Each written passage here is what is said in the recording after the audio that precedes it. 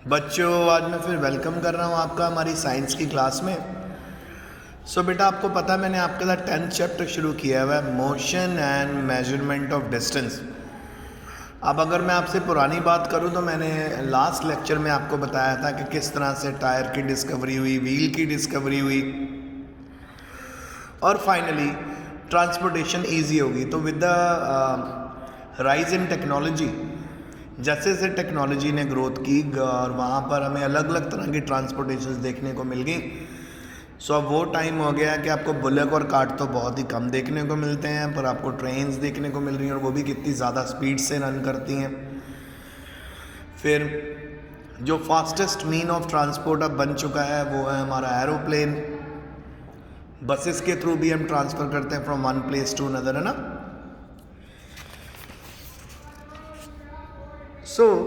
आप कह सकते हो कि 20th सेंचुरी तक बहुत ज़्यादा सारी चीज़ों की डिस्कवरी हो चुकी थी जो ट्रांसपोर्टेशन में मदद कर रही थी, ठीक है। जैसे इलेक्ट्रिकल ट्रेन्स, मोनोरेल्स, सुपरसोनिक एरोप्लेन और स्पेस क्राफ्ट 20th सेंचुरी की कंट्रीब्यूशन है। तो आज हमारा टॉपिक है how far have you travelled, how wide is this desk.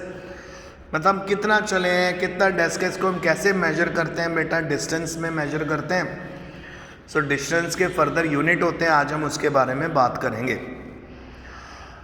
आपको कैसे पता चलता है कि आप कितना लंबा डिस्टेंस ट्रैवल करा आपने, ठीक है।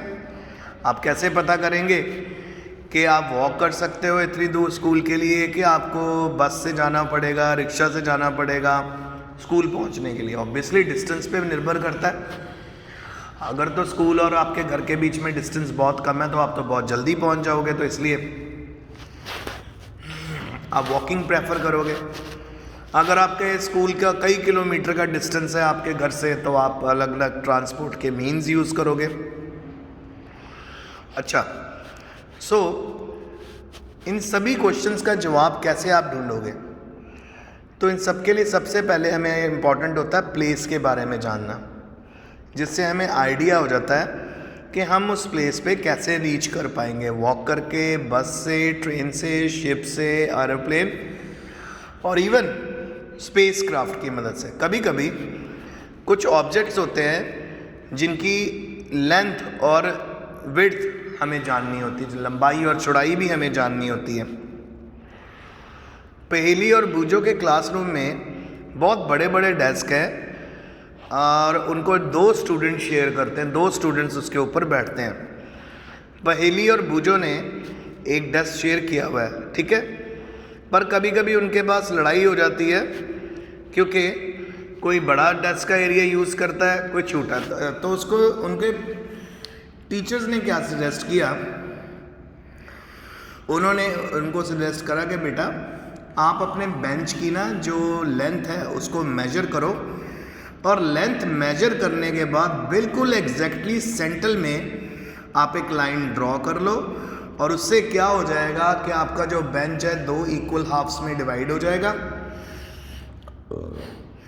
और 2 इक्वल हाफ में डिवाइड होने के बाद आपको लड़ाई करने की ज़रूरत नहीं, क्योंकि आपको पता है आपने किस तरफ बैठना है, कितने डिस्टेंस पे बैठना है। तो इस तरह से इस प्रॉब्लम को सॉल्व किया गया। इसी तरह जब कोई गिल्ली डंडा खेलता है, ठीक है, तो किस तरह से वो डिस्टेंस मेजर करते हैं कि गिल्ली कितनी दूर गई है।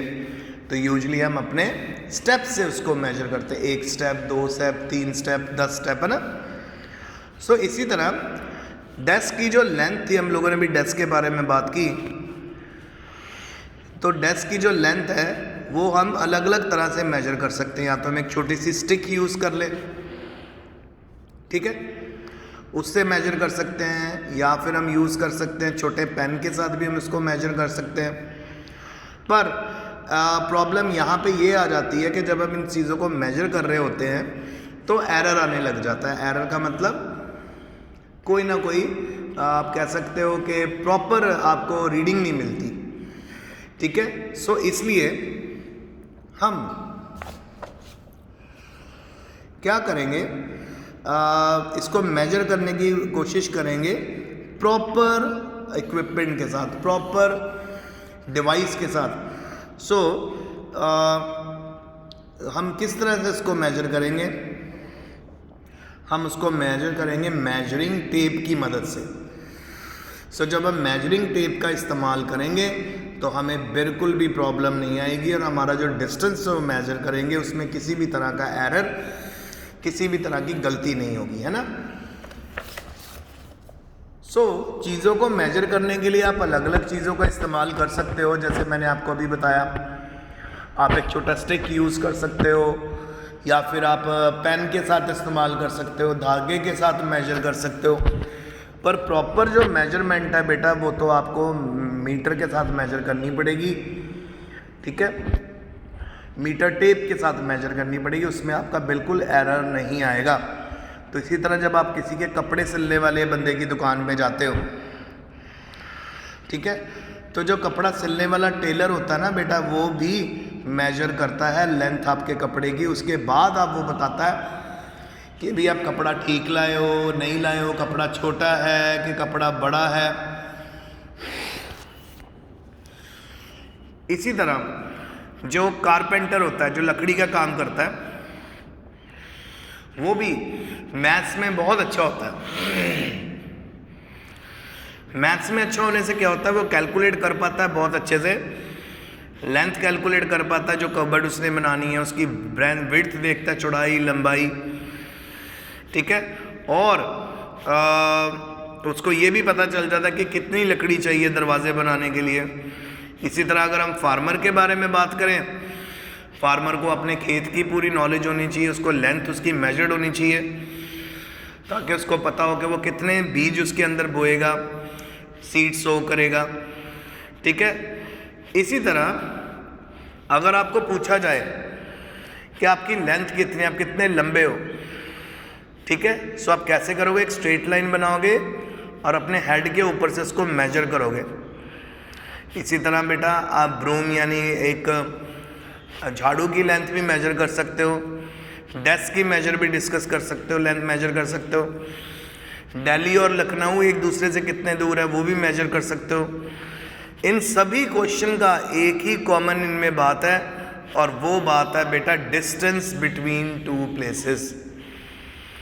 दो प्लेसेस के बीच की जो दूरी है वो एक सबसे बड़ा इम्पॉर्टेंट पार्ट है, ठीक है। जैसे दो टेबल के एंड हैं वो अपने एक दूसरे से दूर है, उसी तरह जम्मू और कन्याकुमारी भी एक दूसरे से बहुत ही दूर है, ठीक है। कुछ मेजरमेंट्स करके देखते हैं जिससे हमें ये बातें पता चलेंगी। तो आज हम एक एक्टिविटी करते हैं जिसका नाम है सम मेजरमेंट्स में एक्टिविटी 1। आपको ग्रुप्स में काम करना है और इस एक्टिविटी को 1 बाय 1 यूज़ करना है।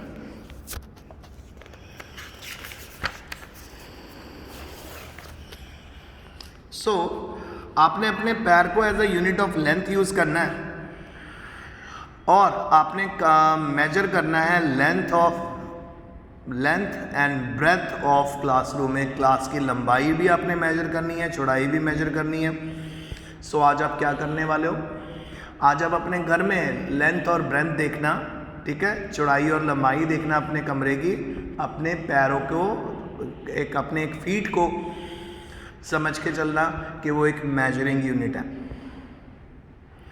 ठीक है। आप अपना नाम लिख सकते हो। क्लासरूम की जैसे यहाँ पे लेंथ पूछी गई है, बताई गई है, वैसे वेट। तो जैसे बेटा मैंने अपने पैर का इस्तेमाल करा मेजरिंग यूनिट में, इसी तरह आप अपने हाथ का भी इस्तेमाल कर सकते हो हैंड स्पैन के साथ, ठीक है।